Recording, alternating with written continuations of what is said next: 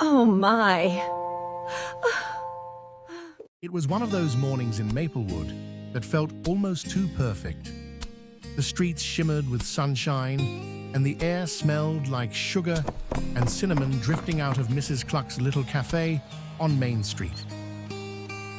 Inside, Mrs. Cluck was arranging her famous vanilla swirl cupcakes on the front display.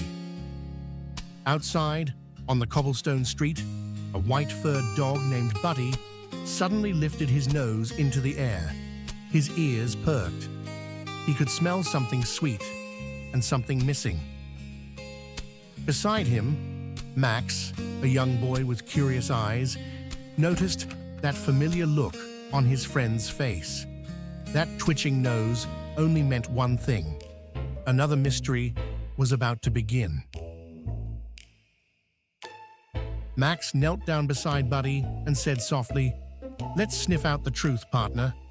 And with that, the greatest cupcake caper Maplewood had ever seen was officially underway. Then let's get sniffing, buddy. Case of the missing cupcakes officially open. Sniff the clues and hit the trail. Max and Buddy never fail. Tales of mysteries. Every mystery has a tale.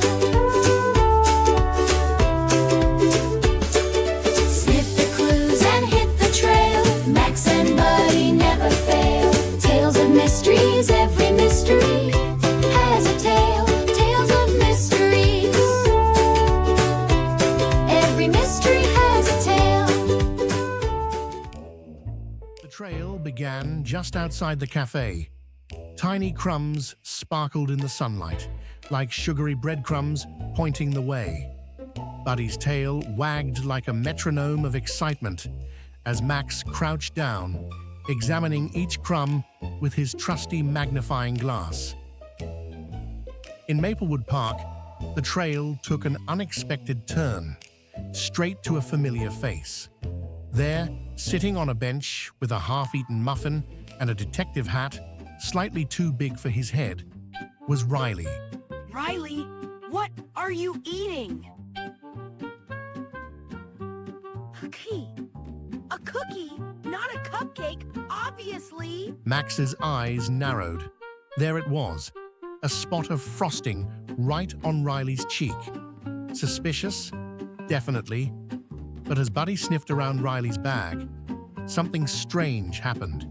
He sneezed. And as the sneeze settled, Buddy noticed something new.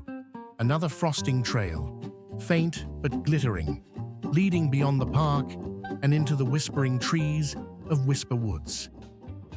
The woods were calm, golden light filtering through the leaves. Each step crunched softly underfoot as Max, Riley, and Buddy followed the shimmering frosting path deeper into the forest. The scent was unmistakable now. Sweet, creamy, unmistakably cupcake.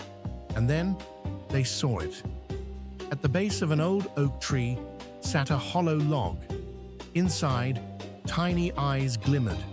A little raccoon family. Chubby, mischievous, and covered in frosting.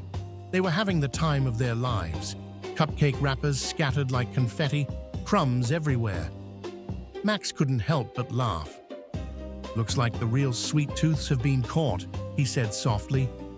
Even raccoons, it seemed, couldn't resist Mrs. Cluck's legendary cupcakes. Later that afternoon, Max, Riley, and Buddy returned to Mrs. Cluck's cafe with the cupcakes, a little less than before, but much sweeter in spirit. Mrs. Cluck gasped in delight, thanking them for their quick thinking and kind hearts. And for Buddy, there was a special reward waiting. One perfect cupcake made just for him. Max learned that not every mystery has a villain. Sometimes it's just a misunderstanding. And so ends another adventure for Max and Buddy, the best detective duo in Maplewood. Every mystery